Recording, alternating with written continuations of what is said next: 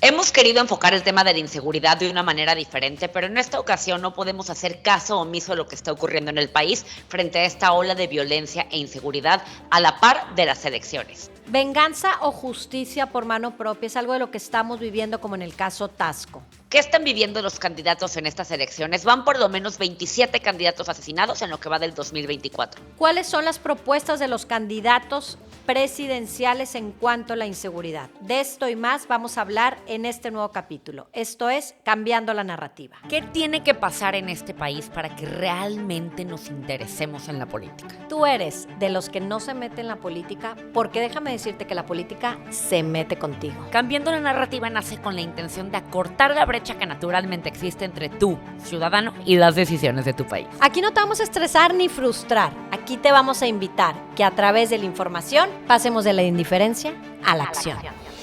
Cambiando la Narrativa, con Valeria Guerra y Marisa López Collado. Hola Valeria, bienvenidos todos, qué gusto estar con ustedes, qué mal que sea por un tema de esta coyuntura, pero desgraciadamente nos tenemos que sentar a platicar de lo que está aconteciendo en el país y no es para menos con todo lo que ha pasado últimamente. ¿Cómo estás, Valeria? Muy bien, Marisa, me da mucho gusto saludarte esta vez a distancia, cada una en su ciudad. Estamos grabando en esta semana de Pascua, que sí, aunque han sido unos días más tranquilos en la mayoría de las ciudades, sin escuelas, los niños más tranquilos, pues definitivamente las noticias diarias con las que nos estamos levantando tienen que ver con un tema de inseguridad. Por un lado, estamos viendo las elecciones, que ya arrancaron la semana pasada, las elecciones locales, y a la vez el tema de inseguridad. Yo justo le decía a unas amigas, me dicen, ¿cómo ves este candidato? ¿Cómo ves esta candidata? Y les dije, estoy en ayuno electoral. Y me dijeron, no he oído ese término. Y yo, bueno, ya se me dedico a esto y me gusta y como analista y escribir. Pero es necesario por momento un break, sí.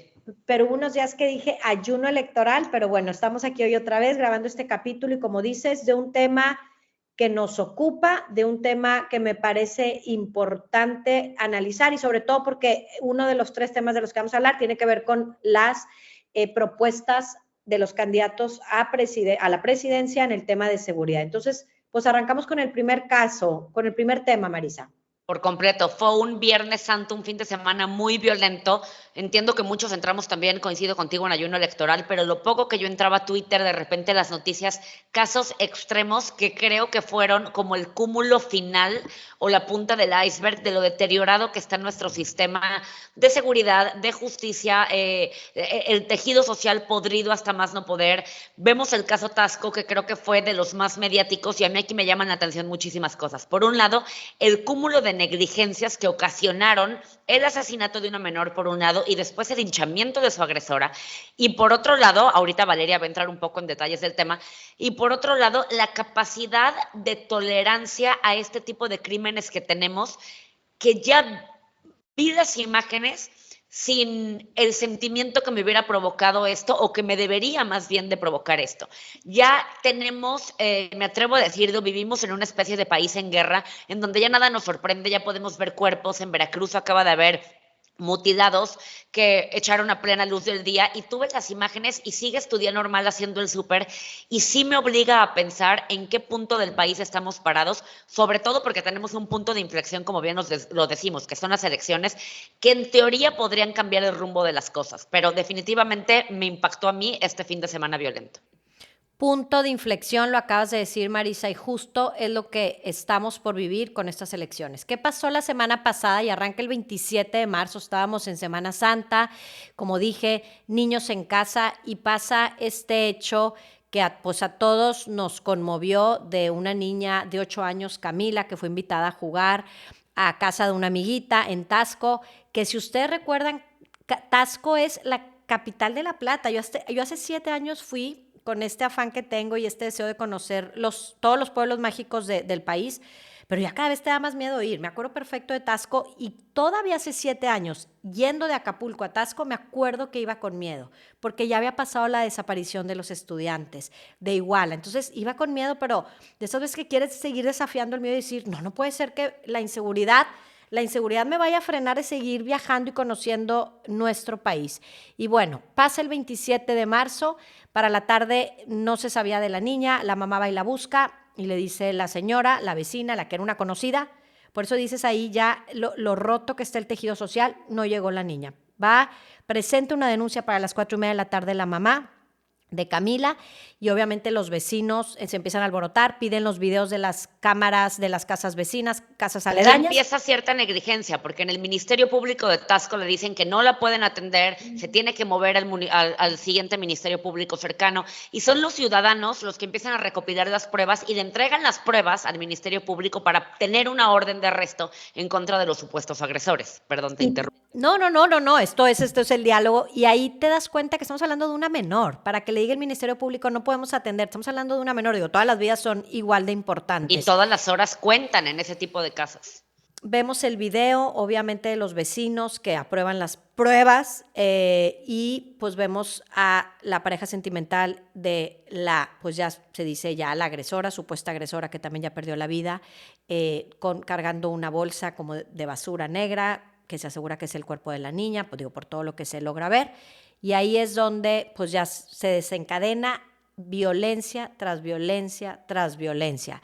Los vecinos deciden llegar a la casa de la agresora, ahí estaban 12 policías, no fueron capaces de detener a los ciudadanos, al pueblo, sacaron a la señora, a sus 2 hijos, y ahí empieza el linchamiento que termina con la muerte de Ana Rosa, esta señora. Entonces, por eso yo digo, por un lado, violencia tras violencia, pero como escribí en mi artículo de esta semana, Marisa, yo le llamé a una ausencia permanente, perpetua, es ausencia tras ausencia tras ausencia de justicia, de respuesta, de liderazgo, de autoridad, de respuestas. Entonces, ya con este caso, obviamente se perdieron 2 vidas, pero también pienso en el pueblo completo y digo, ¿qué les dices? ¿Qué les dices? Si lo único que han estado viviendo es inseguridad y este tipo de, como bien lo dijiste, de escenas del terror.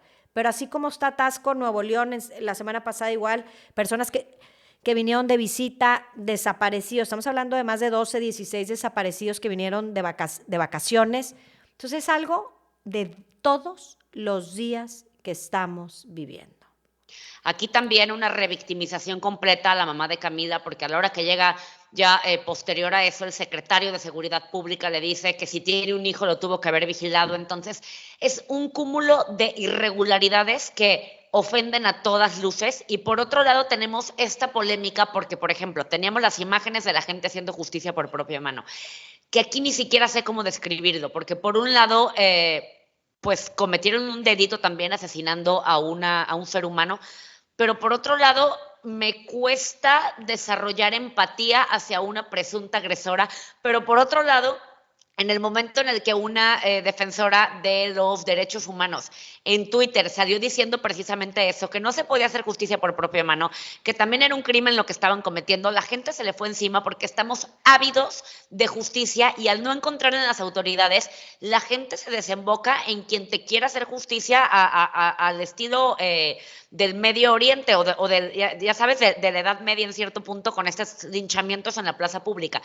Y ahí resaltó la importancia y cómo estamos pendiendo de un hilo el Estado de Derecho. O sea, cómo frente a 12 policías asesinaron a una mujer, presunta agresora, lo que sea, frente a sus hijos, frente a su esposo.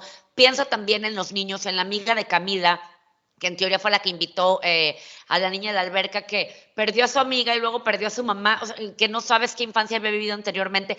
Son demasiados temas que me llegan a rebasar. Sé que siempre aquí queremos hablar el tema de la esperanza, pero me llegan a rebasar de en qué punto estamos parados ya de un desorden social y cuál es la solución. Hemos hablado mucho, los derechos humanos, la empatía, reconstruir el tejido social, pero esas son soluciones a largo plazo, lo tenemos que decir también. A corto plazo yo critico el modelo Bukele, pero este tipo de ejemplos de repente te hacen llegar a pensar y entonces ¿por dónde salimos? Claro, claro. Y yo quiero aquí traer a la mesa y a la conversación 2 términos y regresando con ausencia perpetua. Esa es la situación que viven los familiares de las víctimas mortales por la inseguridad y este término lo creó una filósofa en Argentina que se llama Diana Cohen, que habla de esto, o sea, es ausencia tras ausencia, pero yo lo vinculo con el miedo y hablo y regreso a las autoridades. El miedo a todos los seres humanos nos congela, nos bloquea, nos aísla, nos frena. Pero esto nos pasa a los seres humanos que están viviendo y que estamos viviendo ahorita miedo en nuestro país, pero también le pasa a las autoridades. Entonces, miedo porque pues ellos también están poniendo en peligro su vida, no están haciendo su chamba, se bloquean y el caso de Taxco, no hicieron nada. Y cuando una persona se bloquea, está viviendo solo miedo, también lo que hace es le pasa la responsabilidad a alguien más. Y aquí ha sido echarse la culpa constantes. La gobernadora habla del secretario de Seguridad de Taxco, Taxco habla del gobierno estatal habla del gobierno federal y como bien dices, y como dijiste, y luego acaban culpando a la mamá, debió haber cuidado a su hija.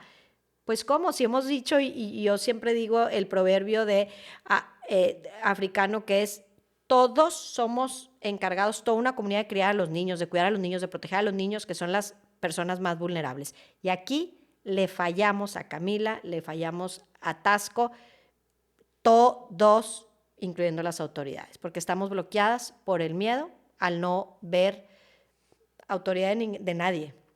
Y regresamos a las mismas respuestas, que creo que es mucho de lo que termina molestando, porque nuevamente el presidente sale a dar las condolencias, la gobernadora sale a remover al secretario de Seguridad, pero ¿qué cambia? ¿Qué cambia?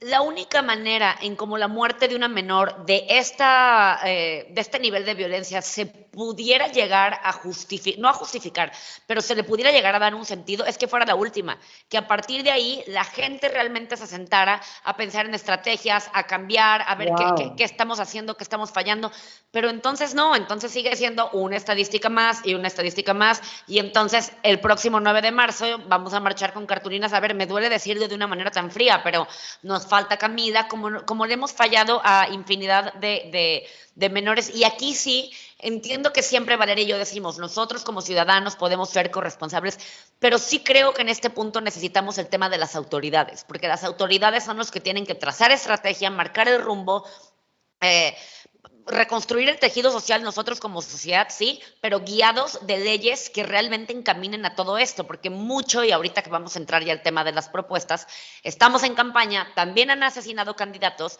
y ahí sí salen los dirigentes de los partidos a pedir protección y policía perpetua a los candidatos. Yo tuve el asesinato de una de mis mejores amigas en años pasados y me acuerdo perfecto que el sentido que tú le das cuando vas en una marcha y ves a los policías protegiendo un monumento, o el mismo sentido que tú le darías a que veas a un candidato rodeado de policías, cuando tuviste el tema de un feminicidio cerca, lo traduces a ¿en dónde estaban ustedes cuando Carla, mi amiga, te necesitaba? ¿En dónde estaban ustedes cuando Camila, la niña, te necesitaba? ¿Saben? Eso es un tanto la molestia, que no va a haber policía suficiente que venga a cuidarnos a cada uno de nosotros, los ciudadanos que necesitamos protección, los niños que necesitan protección, si no hay autoridades competentes que hagan su chamba, empezando por erradicar la impunidad. Y eso lo relacionamos con justo la ola de inseguridad que estamos viviendo en las elecciones, porque está totalmente relacionado, decimos, o lo que comentas, Marisa, es decir, ¿dónde están las autoridades? Pero ¿quién le va a entrar cuando, y aquí empezó a compartir datos, cuando en lo que va de estas elecciones llevamos 27 candidatos al corte de la semana pasada con la candidata a una de las alcaldías de la ciudad de Celaya, van 27 candidatos asesinados. ¿De dónde sale esta información? Hay una asociación civil que se llama Laboratorio Electoral que a partir del 2018, viendo que el gobierno federal no tenía datos, cifras oficiales, empiezan a hacer toda esta investigación de, oye, ¿qué tan inseguros son las elecciones? Digo, y ya lo vivimos desde hace varias elecciones pasadas, pero a partir del 2018, Laboratorio Electoral empieza a registrar.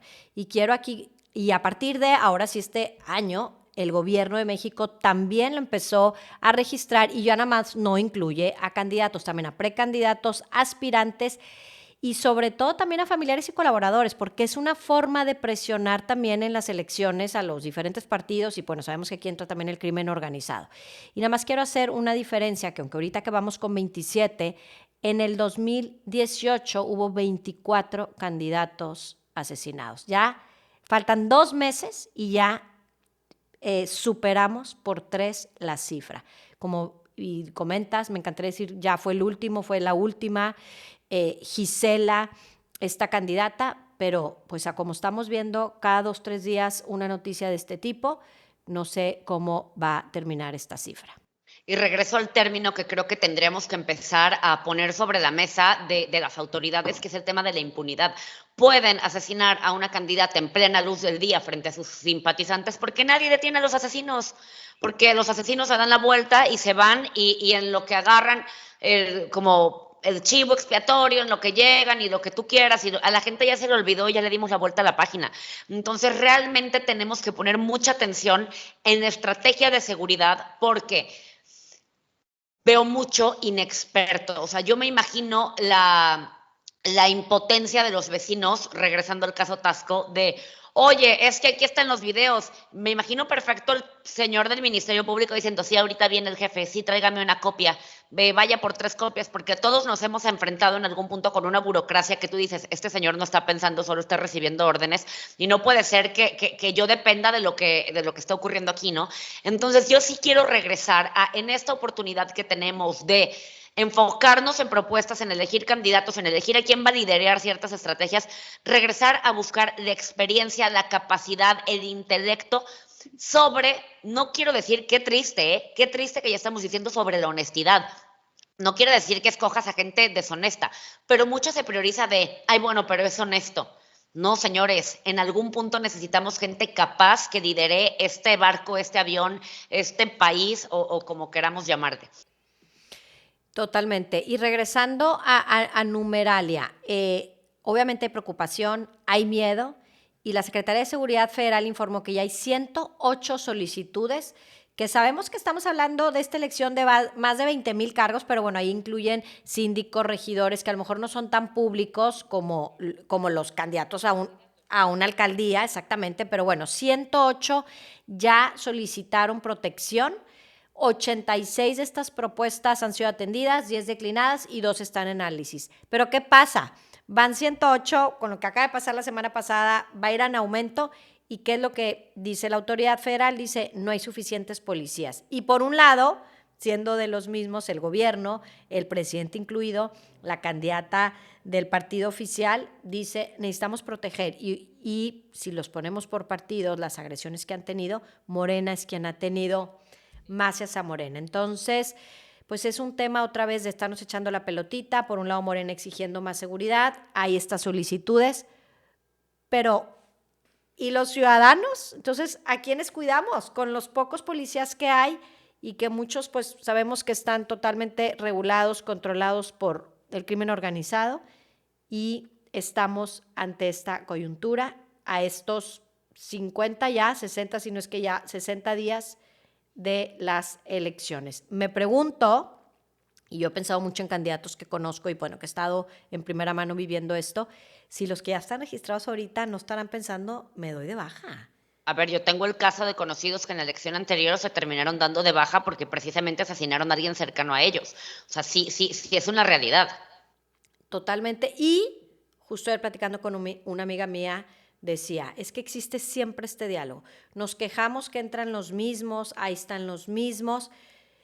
Fíjate, digo, ya me salgo un poquito del tema. Entra alguien nuevo, ay, ¿quién se cree? Ni experiencia tiene. Entonces, queremos a los mismos, entra uno nuevo, no les damos la confianza, votamos por los mismos, pero otra vez, ¿por qué nadie le entra? Entonces, veo yo esta inseguridad y digo, ¿quién le va a entrar? ¿Quién le va a entrar? Fíjate que yo ahí sí discrepo un poco porque me cambió un poco el concepto cuando un conocido mío, justamente de esto, de siempre los mismos, que deberíamos de dejar de satanizar a los políticos que hacen una carrera política, porque realmente me dicen, es como una empresa.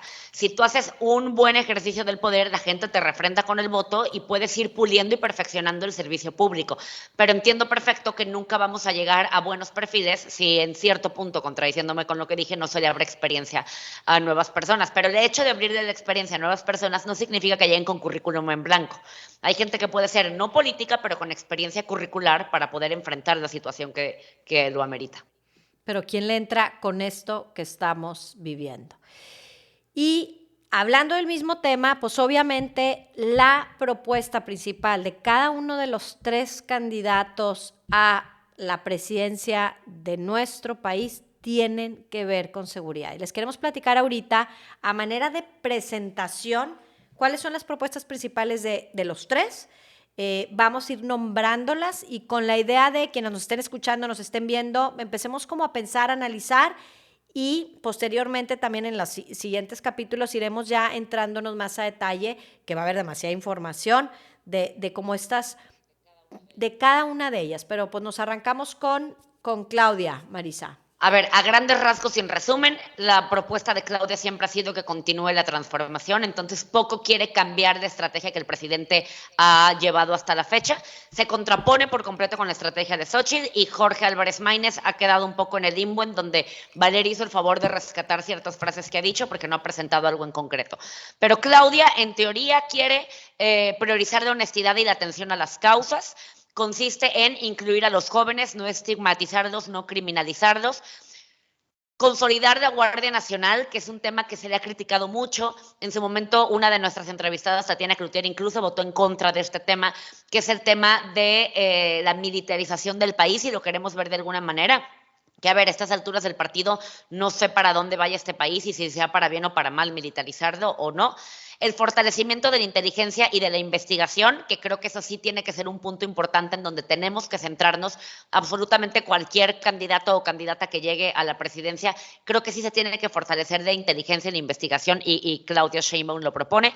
Coordinar con policías estatales y la Fiscalía General de la República, una coordinación plena entre el poder judicial y las policías estatales. Y esta a mí me llama mucho la atención, que es el tema de la reforma al Poder Judicial. Porque, a ver, ella habla el tema de la reforma al Poder Judicial con la intención de democratizar al Poder Judicial para que lleguen personas honestas y capaces a esos puestos. Cuando creo yo que el hecho de someter a los jueces a voto popular está haciendo completamente lo opuesto a que lleguen personas capaces y honestas a un puesto como esto. Únicamente nos iríamos a políticos con toga que ahora entrarían al Poder Judicial, cuando ya nos hemos dado cuenta que necesitamos un poder técnico.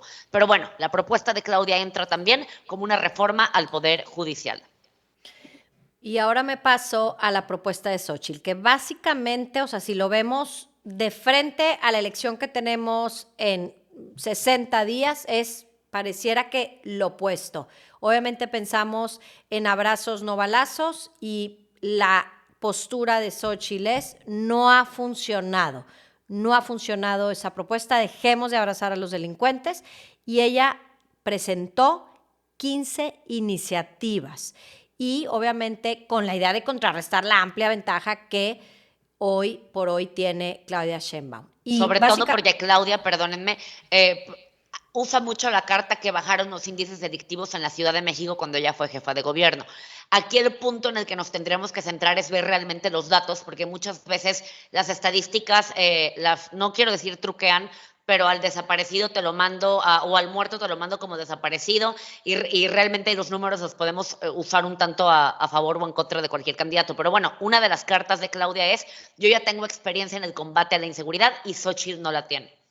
Así es, por haber ella estado frente al gobierno de la Ciudad de México. Estas son las 15 propuestas, las voy a ir enumerando y con la idea en la que consideramos que es más importante a lo mejor detenernos algunos minutos, pero básicamente es usar toda la fuerza del Estado contra el crimen organizado. Ese es el tema número 1. Sacar al ejército de las labores administrativas de construcción y priorizar las labores de seguridad. Los hemos visto ya en aeropuertos, los vemos por todos lados, entonces es totalmente opuesta a la continuidad de la propuesta de Claudia y de la actual administración. Fortalecer las policías con presupuesto en tecnología, equipo y sobre todo la creación de una universidad nacional para la seguridad. Ella le está apostando a lo que es la capacitación de policías. Habla mucho de coordinación, o sea, acuerdo nacional con los 3 órdenes de gobierno, que sabemos que entre las fiscalías es: yo no te paso esta información, y de repente, o no de repente, pues creo que por algo el país está como está, por esta falta de coordinación. Habla de duplicar el número de fiscales, así como de juzgadores locales, sabemos que la justicia es lenta en nuestro país, entonces necesitamos a un poder judicial más grande, exactamente. Sí habla de duplicar los integrantes de la Guardia Nacional de 150,000 a 300,000 y ponerles un mando civil, mejorar la tecnología, construcción de al menos una cárcel de máxima seguridad, que ahí... Este punto fue muy criticado.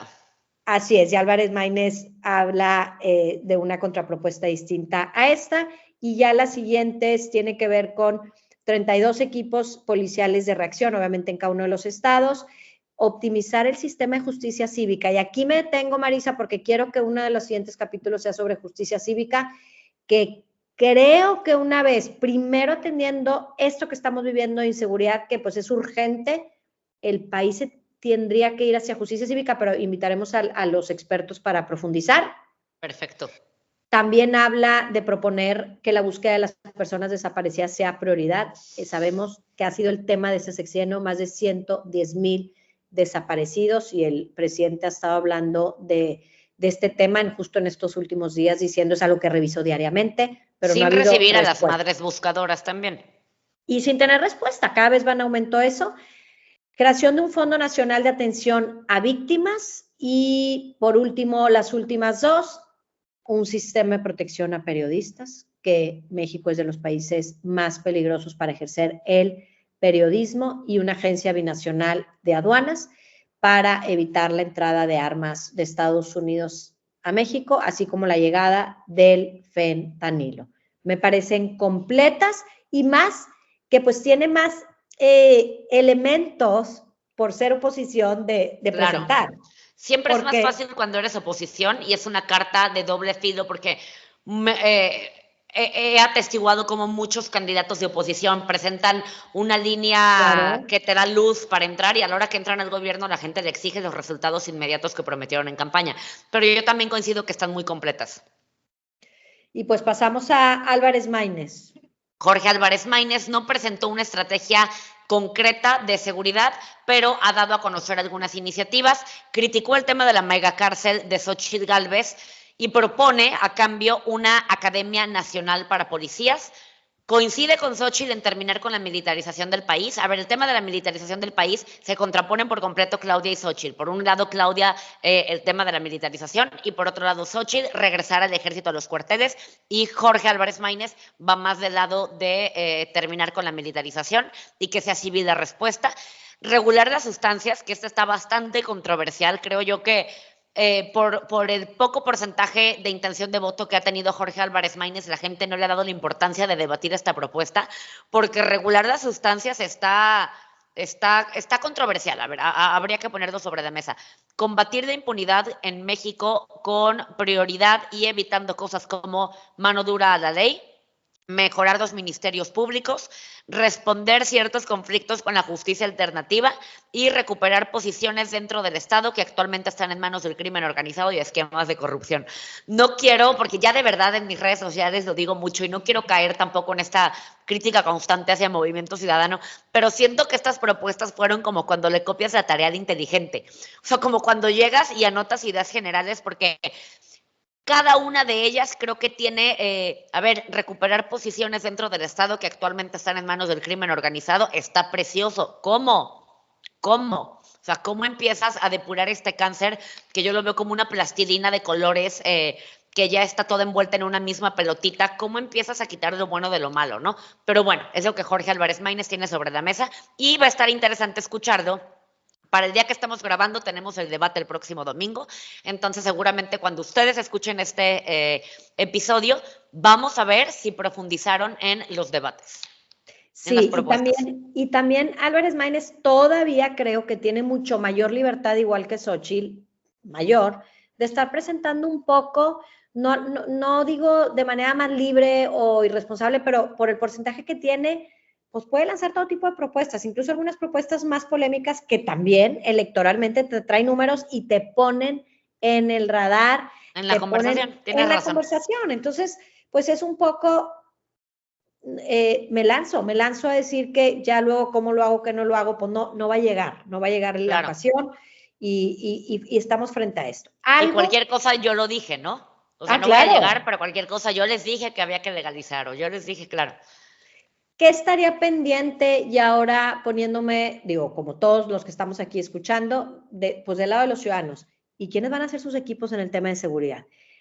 Esa es una tarea que hay que revisar también. ¿Y quiénes son los expertos con los que se están dejando ayudar? Porque eso también habla de quiénes son, qué han hecho y cuál va a ser la tendencia. Digo, claramente es, Claudia, es seguir con lo que hemos tenido hasta ahora y Xóchitl radicalmente lo opuesto, pero obviamente sabiendo que lo que necesitamos es trabajar con el tema del crimen organizado, el tema de la administración de la justicia, el tema de la atención a las víctimas, que es hacia donde nos tenemos que ir, para regresar a este país donde podamos vivir con paz, con certeza, donde estén seguras las mujeres. Como todavía nos tocó crecer algunos, hombre. Entonces, y pues como pasa en todo, siempre hay países que ya lo han hecho, siempre hay países que ya lo han hecho, y ahorita estamos como que en este, pues sí, yo lo veo, o sea, de verdad pienso, y ahorita que venimos de vacaciones digo, ¿con qué espíritu dices, vengan a México a conocer? Sí, pues mira cómo está el país, a mí me da una tristeza real decir, mira cómo está mi país, cómo hablo de manera orgullosa de México cuando todos los días son estas noticias. Y sí, definitivamente va a ser el tema de las elecciones y yo me quedaría con esa tarea para cada uno de nosotros. Y sí, ya cuando nos escuchen ya va a haber pasado el debate, pero estoy segura que el tema de la seguridad va a ser el tema.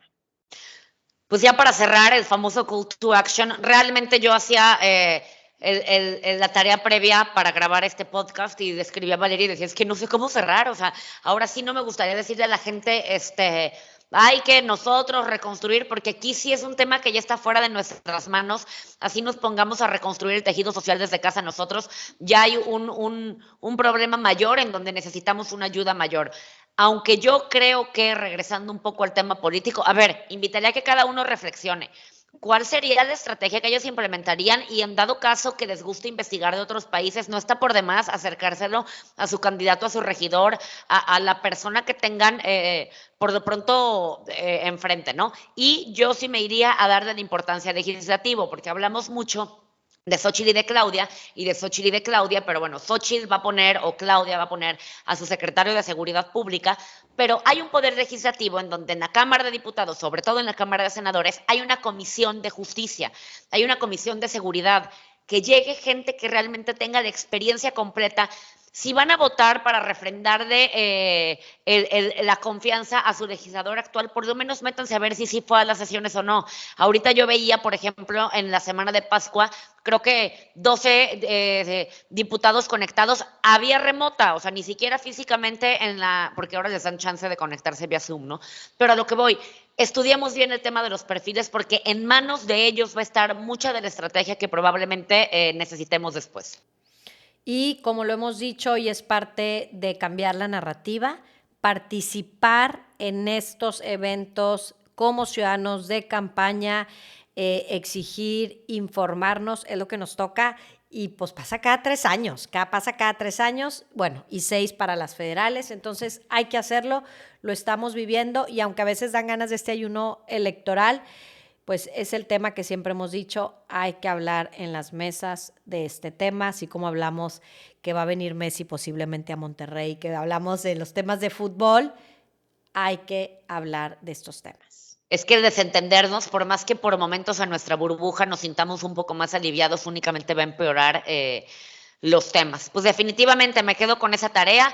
También quiero abrazar a toda la gente que nos escucha, que ha tenido algún tema de inseguridad cerca, porque sí creo que somos un México dolido actualmente. O sea, siempre cerramos con esperanza y definitivamente pienso recuperar la esperanza en algún punto, pero también tenemos que reconocer que estamos en un momento difícil y que nos toca como ciudadanos también, pues, acompañarnos en esta situación si lo quieren ver de alguna manera. Nos solidarizamos con todos. Y bueno, pues a seguir y cada quien haciendo la chamba que nos toca. Muchísimas gracias por estar hoy con nosotros. Marisa, ¿dónde te encuentran?